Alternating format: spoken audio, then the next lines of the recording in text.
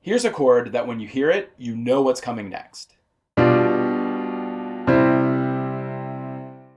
Or if we're in a minor key,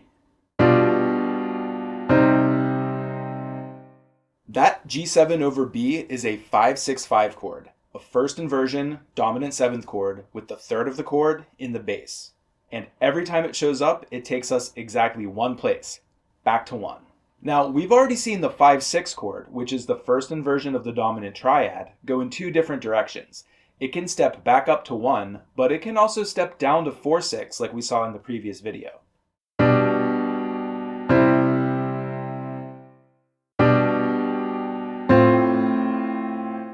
But 5-6-5, it doesn't get to choose. It must step back up to 1. But why? Tritones. It's always tritones. Every dominant seventh chord contains a tritone between its third and its seventh. And in a 5-7 chord, that's between scale degrees 7 and 4. Tritones resolve by the two notes stepping in opposite directions. 7 steps up to 1, and 4 steps down to 3. This resolution of the tritone is one of the primary driving forces behind tonal music.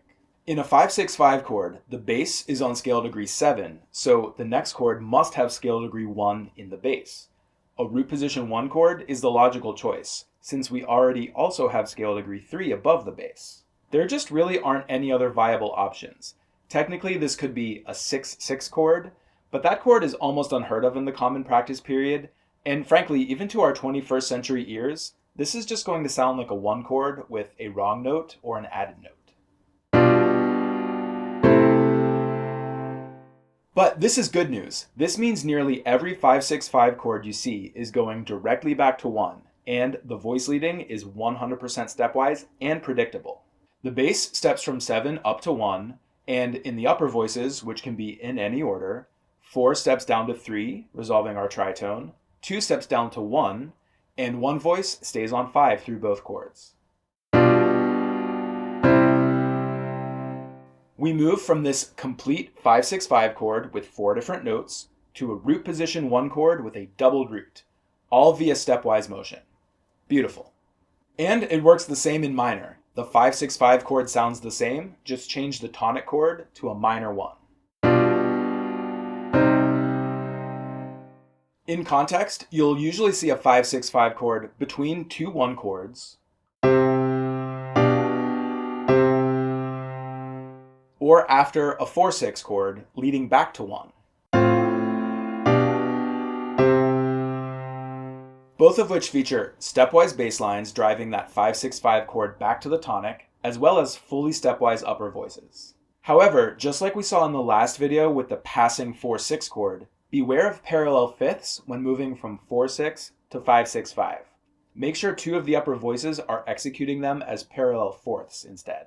There is one exception to 5-6-5 not moving directly to 1 that's worth mentioning, and it's not really an exception, it's more a matter of semantics. Composers frequently move between different inversions of the same chord. For instance, we could move from a root position 5-7 chord to our 5-6-5 chord before moving to 1. But we could also do the same thing in reverse. Start on 5-6-5, move to 5-7, then move to 1. We haven't really changed chords, we just moved from one chord position to another. So even though the 5-6-5 chord didn't move directly to 1, the ultimate destination was still 1, just with another chord of the same family in between. You'll see this kind of movement between different 5 or 5-7 chords a lot. Whatever the last dominant chord is in the series, that's the one that resolves to 1. If you found this helpful, make sure to hit that like button and subscribe for more chord by chord deep dives. See you next time on Dr. Fromm's Music Lab.